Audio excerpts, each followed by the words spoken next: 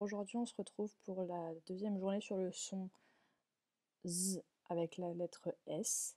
Donc je vous rappelle que hier, on a vu que la lettre S s'entend Z quand elle est entourée d'une voyelle de chaque côté. D'accord? Quand avant et après la lettre S, il y a, euh, les voyelles.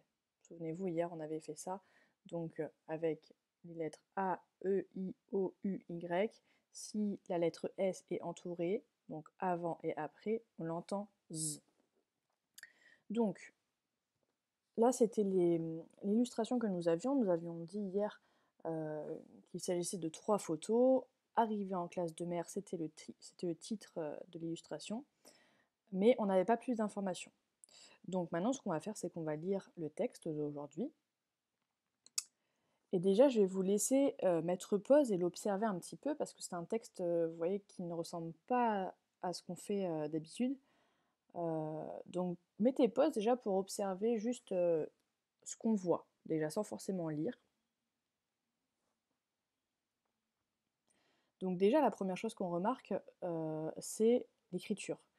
Les lettres ne sont pas comme d'habitude, c'est des lettres en cursive ici, des lettres en attaché, et c'est sur une feuille de cahier. D'accord? Donc là, on a l'impression que c'est quelqu'un qui a écrit ce texte.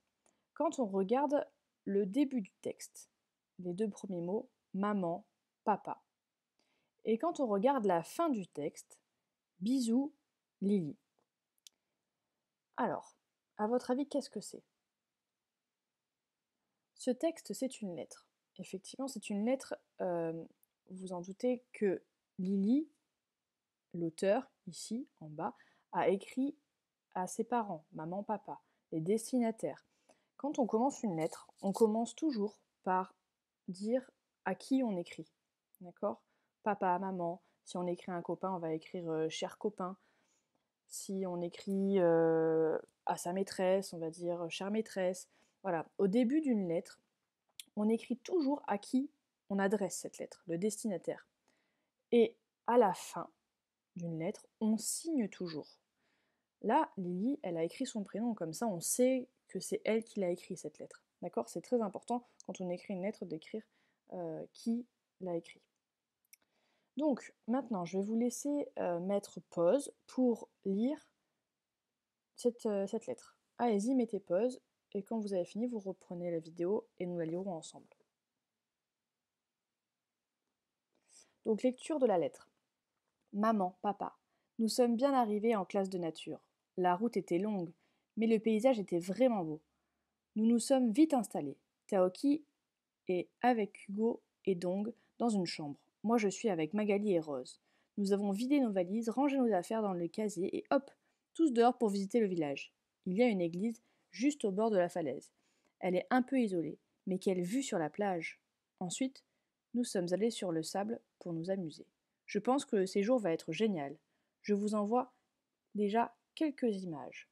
Bisous, Lily. Cette lettre, on en apprend un peu plus sur les photos qu'on a pu voir. Donc, en fait, là, on apprend déjà que les photos, elles étaient dans le courrier avec cette lettre. À la fin, je vous envoie déjà quelques images. D'ailleurs, déjà et quelques, ce sont les 2 mots-outils, ici, les mots-outils du jour. D'accord? Donc, là, nous avons Lily qui nous raconte la classe de nature. C'est la classe de mer. On en a parlé hier, c'est quand des classes, au lieu d'être dans l'école, vont faire des petits voyages en classe de mer ou en classe de neige. Voilà. Donc là, c'est en classe de nature, donc ça veut dire qu'ils vont aller étudier la nature pendant un jour ou plusieurs jours, puisqu'ils parlent de chambre, donc ça veut dire qu'ils doivent dormir sur place. Donc on apprend aussi que Taoki et Hugo et donc sont dans la même chambre, et elle est avec Magali et Rose. Donc on peut aussi supposer que la photo qu'on a vue, celle-là, la photo, bah, ça doit être Magali et Rose. D'accord? Ensuite, il y a toute la description de, des étapes qu'ils ont traversées pendant ce voyage, quand ils sont arrivés, ils ont d'abord vidé les valises, ensuite ils ont rangé les affaires, et après ils sont allés visiter le village. En fait, là, ce qu'elle fait Lily, c'est qu'elle raconte à ses parents tout ce qu'elle vit pendant ce voyage. Donc, elle raconte les différentes choses qu'elle a pu faire. Ensuite, on apprend que, en fait, elle commente un peu les images, puisque là, elle parle dans le texte de l'église qui est près de la falaise. Alors là, je vous rappelle que la falaise, c'est ça, hein, d'accord? Qui sont allés à la plage, qui se sont amusés, qu'ils ont vu la mer. Donc voilà.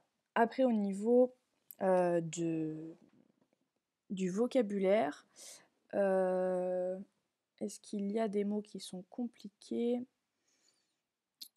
Les valises, dans les casiers, bah, c'est comme, alors c'est pas les casiers, c'est pas comme les casiers qu'on a à l'école sous la table, mais c'est des endroits où on peut ranger des affaires en fait. Au bord de la falaise, un peu isolée. Elle est un peu isolée, ça veut dire que elle est un peu, être isolée, c'est être un peu séparée des autres. Et là, en l'occurrence, on parle de l'église, donc ça veut dire que l'église, sur cette falaise, il n'y a que ça, il n'y a que cette église en fait. Il n'y a pas de maison autour, on dit que l'église est isolée. Et voilà. Et le séjour, c'est le temps pendant lequel ils vont vivre ce voyage. Ça s'appelle aussi un séjour. Voilà pour ce texte. N'oubliez pas que s'il y a des mots que vous n'avez pas compris, vous pouvez nous les envoyer par mail ou nous demander. On est aussi là pour vous aider à comprendre certains mots quand vous n'y arrivez pas.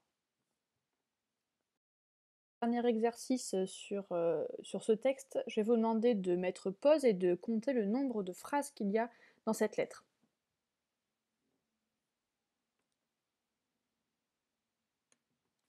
Donc voilà, j'ai souligné toutes les phrases du texte, il y en a donc 10. Prenez bien le temps de regarder où chaque phrase commence et où elle se termine. Donc elle commence toujours par une majuscule et se termine toujours par un point, donc différents types de points. Ici nous avons les points, la première phrase c'est juste un point, deuxième phrase c'est un point d'exclamation, donc ceci est une phrase interrogative, une phrase avec un point, encore un point, un point. Ici, nous avons effectivement un point d'exclamation, sauf que là, ce n'est pas une majuscule, donc ce n'est pas le début d'une phrase, d'accord? Donc là, j'ai compté ça comme une seule et même phrase, c'était pas évident.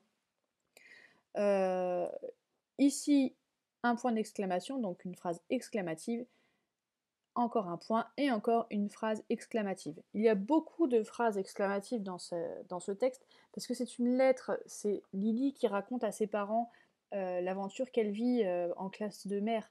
Donc elle met plus de points d'exclamation parce que ça met plus d'émotion dans ce qu'elle raconte.